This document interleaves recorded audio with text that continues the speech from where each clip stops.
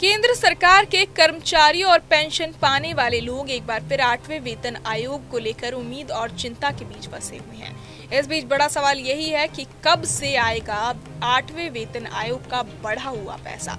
देश में महंगाई लगातार बनी हुई है, रोजमर्रा की जरूरतों का खर्च कम होने का नाम नहीं ले रहा है। ऐसे हालात में कर्मचारियों को अगली सैलरी बढ़ोतरी से बड़ी राहत मिलने के आस है, लेकिन सबसे बड़ा सवाल यही कि ये राहत कब मिलेगी। कर्मचारियों के मन में सबसे अहम सवाल ये है कि क्या 8वें वेतन आयोग का एरियर 1 जनवरी 2026 से दिया जाएगा या फिर इसके लिए लंबा इंतजार करना पड़ेगा। अभी तक सरकार की ओर से इस तारीख को लेकर कोई साफ और पक्का ऐलान नहीं किया गया है। इसी वजह से लाखों कर्मचारी और पेंशन भोगी असमंजस की स्थिति में है। 8वां वेतन आयोग का मामला संसद के शीतकालीन सत्र में भी उठाया गया था। इस दौरान वित्त राज्य मंत्री पंकज चौधरी ने बताया कि सरकार वेतन आयोग को लागू करने की तारीख उचित समय पर तय करेगी। उन्होंने ये भी कहा कि आयोग की सिफारिशें मिलने और स्वीकार होने के बाद ही इसके लिए जरूरी फंड की व्यवस्था की जाएगी। हालांकि इस बयान से ये संकेत जरूर मिला कि सरकार वेतन आयोग लागू करने के खिलाफ नहीं है, लेकिन एरियर किस तारीख से मिलेगा इस पर कोई सीधा जवाब नहीं दिया गया। इसी अधूरे जवाब की वजह से कर्मचारियों की बेचैनी और बढ़ गई है। टर्म्स ऑफ रेफरेंस मंजूरी नवंबर 2025, रिपोर्ट तैयार होने का समय 18 महीने, रिपोर्ट आने की उम्मीद मिड 2027, कैबिनेट मंजूरी व नोटिफिकेशन 3 से 6 महीने। सरकार ने नवंबर 2025 में 8वें वेतन आयोग के टर्म्स ऑफ रेफरेंस को मंजूरी दे दी है।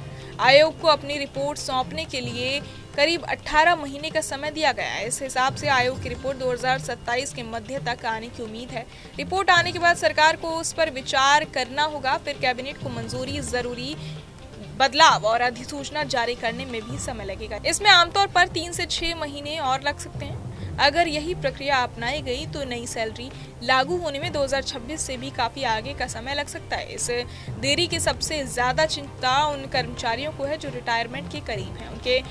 उन्हें डर है कि कहीं ऐसा ना हो कि नई सैलरी का फायदा उन्हें पूरी तरह ना मिल पाए। पेंशन और ग्रेच्युटी पर भी इसका सीधा असर पड़ता है, इसलिए ये मुद्दा उनके लिए और ज्यादा अहम हो जाता है। हालांकि पिछले वेतन आयोगों का इतिहास कर्मचारियों को थोड़ी राहत जरूर देता है।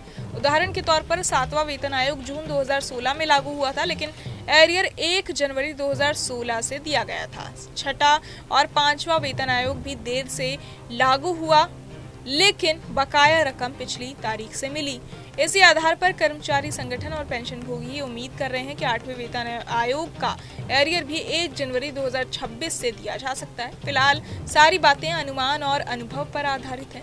जब तक सरकार की ओर से कोई आधिकारिक घोषणा नहीं होती, तब तक कुछ भी पक्के तौर पर नहीं कहा जा सकता। इसी वजह से केंद्र सरकार के कर्मचारी और पेंशन भोगी हर नए बयान और अपडेट पर नजर बनाए हुए हैं। बहरहाल इस पूरी खबर को सुनकर आप क्या कुछ सोचते हैं, आपके मन में क्या सवाल है, हमें कमेंट बॉक्स में जरूर बताएं और बाकी तमाम खबरों के लिए सब्सक्राइब करें न्यूज नेशन।